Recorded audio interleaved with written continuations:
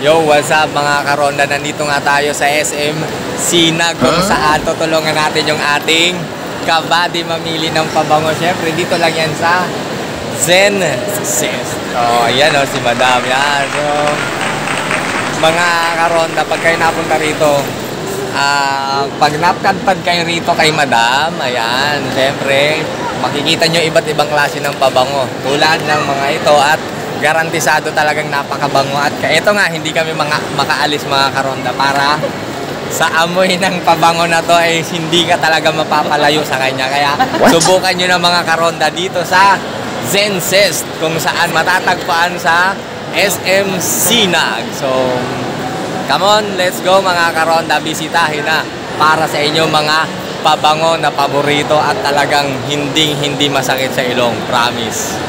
Kasi syempre, ang J3 Ronda kapag nag-recommend, hindi napapahiya. A few moments later.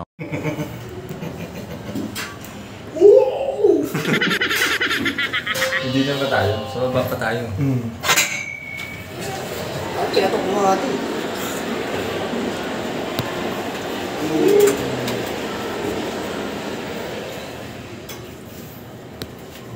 Hello po sa vlog. Lower ground, thank you. Thank you, ma'am. Kayo muna sa vlog. Habang nga hinihintay namin mga karonda ang aming trabaho dito sa loob ng SM Masinag, ay napag-isipan namin na maglibang-libang para hindi kami mainip. So, naglakad-lakad kami dahil hinihintay pa nga namin ang aming dicer na hinahanda ang aming gagawin. Kaya eto, nag-ikot-ikot kami at napansin nga namin dito sa loob ng SM Masinag na napakaganda ng lugar. Instagrammable talaga ang pagkagawa, and then ayan, napakalamig din, saktong-sakto dahil napakainit sa labas mga karonda.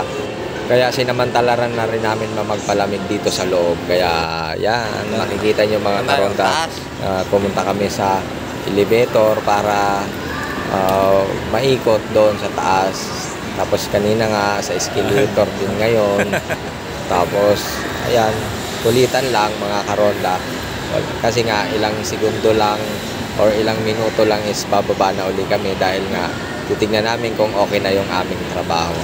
So sana po nag-enjoy kayo mga karonda. At yun nga, inuulit ko, bisitahin ang Zen Zest na matatagpuan sa ground floor ng SM Masinag.